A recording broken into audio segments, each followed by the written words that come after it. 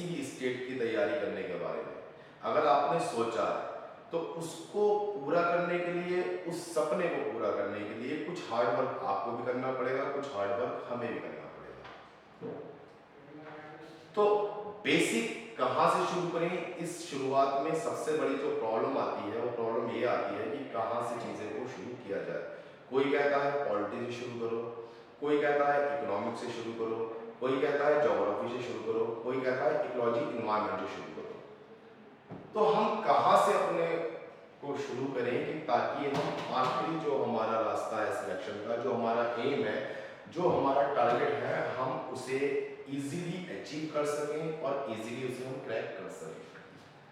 तो सबसे बड़ी समस्या ये आती है। तो आईएएस की तैयारी के लिए मोस्टली देखिए इस बैच में जितने भी हैं सारे ग्रेजुएशन में या तो फर्स्ट ईयर में है या सेकेंड ईयर में है, और थर्ड ईयर वालों के लिए तो एडवांस बैच चल रहा है हमारा, जो इस साल अटेम्प्ट लेंगे 2023 और 24 वाला। हाँ, और ये जो बैच है आपका मिशन बुनियाद, इसमें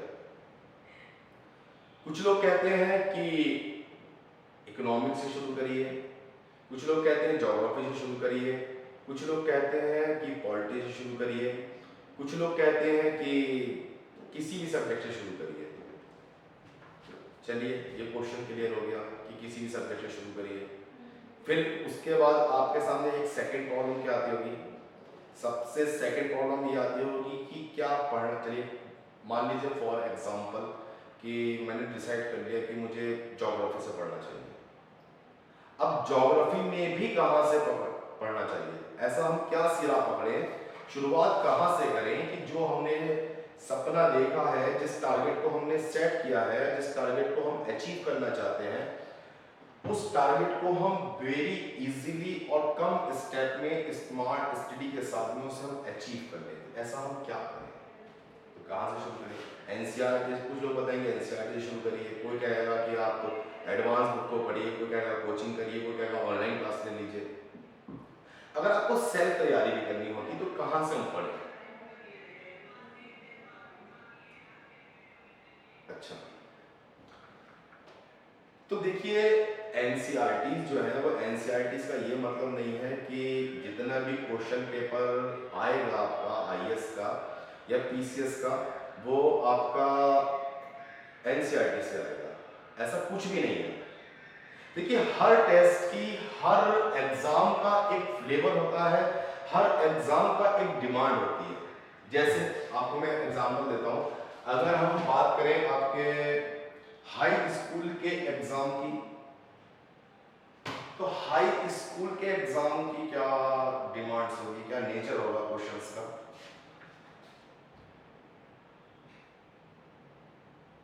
देखिए हाई स्कूल के जो एग्जाम का फ्लेवर होगा, जो डिमांड होगी क्वेश्चंस की, वो डिमांड ये होगी कि आपने कितना पढ़ा है और उसे किस तरीके से आप प्रेजेंट कर पा रहे हैं। ये आपके हाई स्कूल के एग्जाम का जो पैटर्न होता है वो इस पे डिपेंड करता है कि कितने आपने पढ़ा है। उसमें अगर आप देखेंगे तो आपको इजी से हार्ड की तरफ क्वेश्चन मिलते हैं, मतलब एक सारे क्वेश्चंस का बैलेंस जो आपने बुक्स पढ़ी है उसमें आप कितना पढ़ पाए, कितना समझ पाए और उसे कितना पेपर में आप दिखा पाए, शो ऑफ कर पाए, प्रेजेंटेशन उसकी आप कर पाए। अगर हम बात करें लेखपाल, पटवारी, एसएससी, सीजीएल, इनके एग्जाम का क्या फ्लेवर होगा, क्या डिमांड होगी यहाँ के क्वेश्चंस की, क्या पेपर की डिमांड होगी? अगर हम ये समझ गए कि इस एग्जामिनेशन को जिसे हम देने जा रहे हैं या जिसकी हम प्रिपरेशन कर रहे हैं, इसका क्या फ्लेवर है, क्या डिमांड है, तो देखिए रास्ता कहीं ना कहीं आपके सामने बहुत ज्यादा इजी होना शुरू हो जाएगा। अगर हम बात करें पेट की, टीचर बनना, बहुत टीचर भी बैठे हैं, कुछ हो सकता है बीएड की तैयारी कर रहा हूँ, आगे हो सकता है प्रोग्राम आप लोगों का, तो कुछ लोग ऐसे हैं जो टीचर की तैयारी कर रहे हैं, तो इस एग्जाम का क्या फ्लेवर होगा? अगर हम टीचर की बात करें तो टीचर के एग्जामिनेशन में सॉरी वो थोड़ा सा रहता है, इस एग्जाम का क्या फ्लेवर होगा कि आपने कितना पढ़ा है, कितना आप समझे हैं इसको कैसे आप बच्चों तक इजीली डिलीवर कर पाएंगे, या क्या आपके पढ़ाने की टेक्निक होगी कि आपके जो आपने पढ़ा है अब तक, जो आपने समझा है अब तक, उस ज्ञान को किस तरीके से आप बच्चों तक इजीली कई वे में डिलीवर कर सकते हैं। और अगर हम बात करें आईएएस के क्वेश्चंस की या आईएएस के पेपर की या स्टेट एग्जामिनेशंस की, इसका क्या फ्लेवर होगा? यहाँ पे ये ज्ञान का या नॉलेज का टेस्ट नहीं है, इस सामान्य अध्ययन, देखिए आपने इसका सिलेबस देखा होगा सबने, क्या लिखा है? जनरल स्टडीज, सामान्य अध्ययन। आपको हर चीज का एक सामान्य सी नॉलेज होनी चाहिए। और अगर आपने इसका क्वेश्चन पेपर देखा होगा और अगर आपने इस क्वेश्चन पेपर को देख करके उसके पैटर्न को देखा होगा, तो आपको कहीं ना कहीं इसके पैटर्न में एक चीज दिखाई देगी कि वो आपके दिमाग को, आपके माइंड को इंगेज करना चाहता है। आपके माइंड की जो ब्रेन सेल्स है उसे देखना चाहता है कि ये कितनी डेवलप्ड है। जैसे पहला क्वेश्चन प्री की अगर हम बात करें तो प्री में वो ये देखेगा कि आपका पहला क्वेश्चन आपका होगा मान लीजिए इकोनॉमिक्स का, सेकंड क्वेश्चन आपका हो सकता है पॉलिटी का, थर्ड क्वेश्चन हो सकता है आपका साइंस का।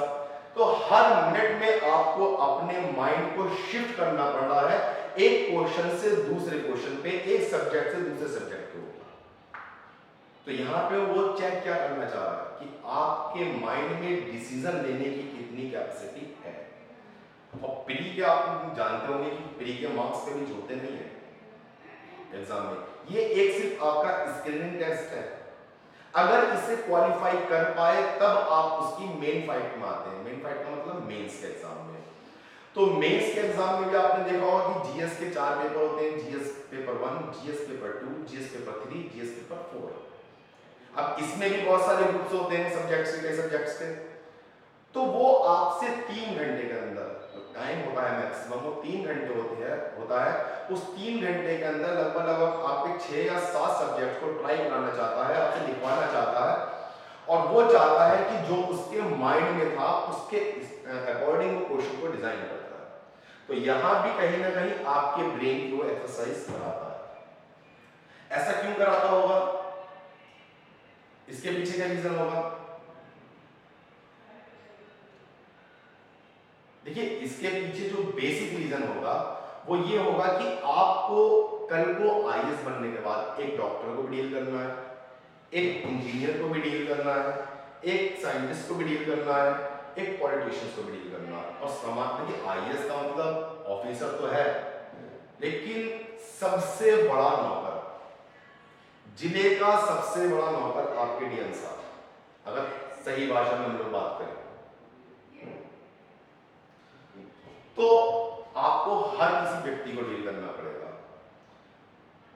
जैसा व्यक्ति आपके पास आएगा, इंजीनियर आया तो इंजीनियर को आपको डील करना, तो जिस तरीके का आपका व्यक्ति आएगा आप तुरंत उसकी बात को सुन करके, उसकी बात को समझ करके उसके अकॉर्डिंग आप अपना डिसीजन ले सकें, और डिसीजन ऐसा हो जिसमें सबका भला, आपका अपना ही भला ना हो, सबका भला हो, उसका भी हो, उस प्यूपिल का भी हो, जनता का भी हो जहां पे वो काम करता है, और समावेशी विकास के कहीं ना कहीं वो बात करना चाहता है।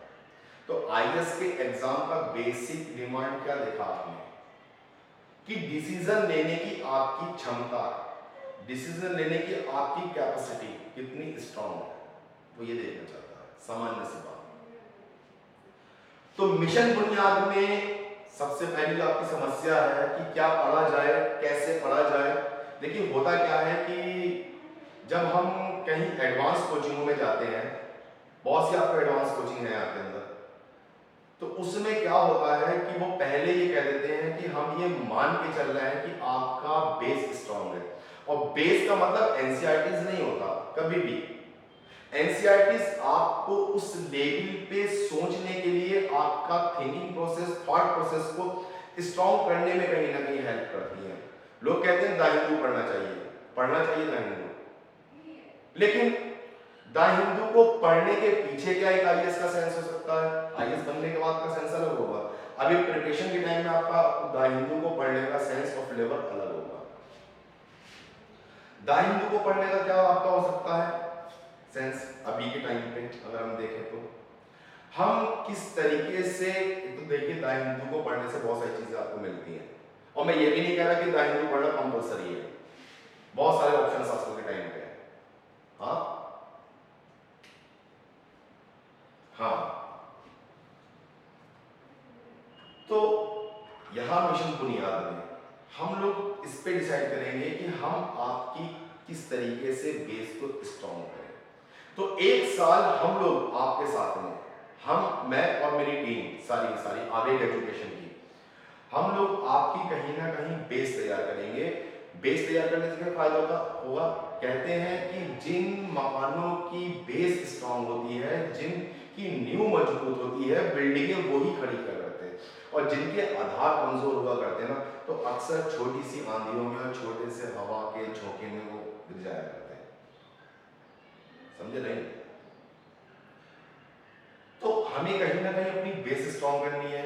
अगर आप किसी एडवांस कोचिंग में अभी चले गए तो वो क्या कहेंगे कि हम मान के चलते हैं कि आपकी एनसीईआरटी कंप्लीट है, आपका बेस स्ट्रांग है।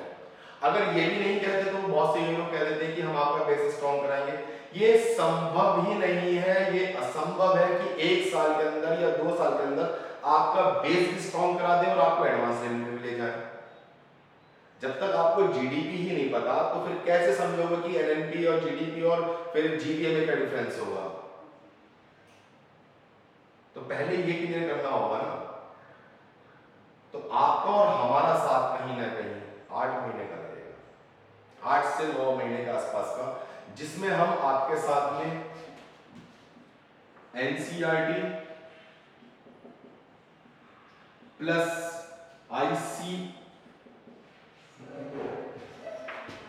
आईसीएससी की बुक्स प्लस मैपिंग, और मैपिंग कौन सी? स्टूडेंट एटलस ऑक्सफोर्ड का बता दिया है आपको। तो इसके साथ साथ में क्या पढ़ना चाहिए, कैसे पढ़ना चाहिए, और किस तरीके से हम अपना बेस स्ट्रॉन्ग करें, ताकि जब हम अगले साल एडवांस क्लासेस में जाएं, एडवांस चीजों को समझना चाहें, तो एडवांस चीजें इजीली हमारे ग्रिप में हो, एकदम कॉन्सेप्ट क्रिस्टल क्लियर हो। क्योंकि यूपीएससी का बेसिक डिमांड क्या है, अगर आपका कॉन्सेप्ट क्रिस्टल क्लियर नहीं होगा तो यकीन मानना हार आपकी पहले ही सुनिश्चित है। युद्ध में जाने से पहले ही आप सरेंडर कर देंगे। जो 3-3, 4-4 साल, 5-5 वर्ष की पंचवर्षीय योजना बनाते हैं ना, पूछिए कौन से, वो बताएंगे इस बारे में। तो कॉन्सेप्ट को क्रिस्टल क्लियर करने के लिए कहीं ना कहीं आपको बुनियाद के रूप में ये बैच आपके लिए शुरू किया गया है। अब इसमें हमें क्या करना है, इसमें आपको क्या करना है?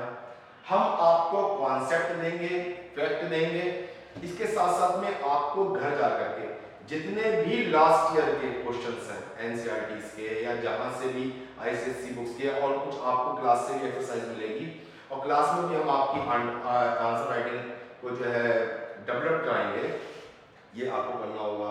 प्लस मैपिंग, अगर मैपिंग आपकी क्लियर है, देखिए मैपिंग क्यों सबसे ज्यादा इंपॉर्टेंट है, जो अक्सर हिंदी मीडियम के लोगों की नहीं होती, इंग्लिश मीडियम के भी लोगों की भी लगभग ऐसी होती है।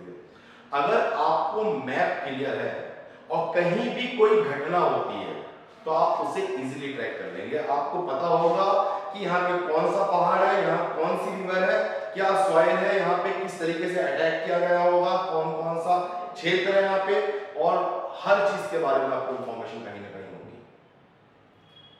या कहीं मान लो अर्थक्वेक आ गया तो भी आपको पहले पता होगा कि अर्थक्वेक यहाँ पे आने के क्या रीजन है।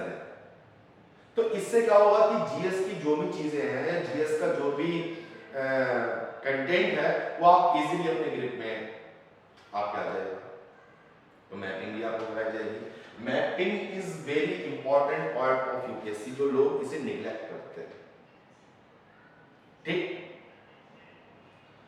तो चलिए मैं मान के चलता हूं कि आप लोगों ने चीजों को समझ लिया होगा, चीजों को जान लिया होगा, और अब इस चीज को हम धीरे धीरे आपके आगे बढ़ाएंगे। किसी की कोई क्वेरी हो या कोई प्रॉब्लम हो तो पूछ सकता है, बाहर भी मिल सकते हो, वैसे तो ऑफिस में मैं रहता ही हूँ।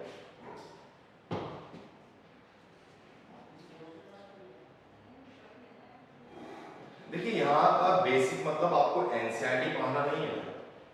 देखिए एनसीईआरटी के माध्यम से या इन बुक्स के माध्यम से हम आपका जो ब्रेन है या जो अंडरस्टैंडिंग है वो इस लेवल पे डेवलप कर सकें कि ताकि जब हम अगले साल नेक्स्ट ईयर हम एडवांस लेवल पे जाएं तो उस लेवल को हम वेरी इजीली समझ सकें और यहाँ पे किस तरीके से प्री को हैंडल किया जाता है, किस तरीके से मेंस को हैंडल किया जाता है और आंसर राइटिंग हम किस तरीके से करें कि ताकि हम चीज़ों को इजीली क्रैक कर सकें, हमारा वे जो है ना वो इजी हो जाए।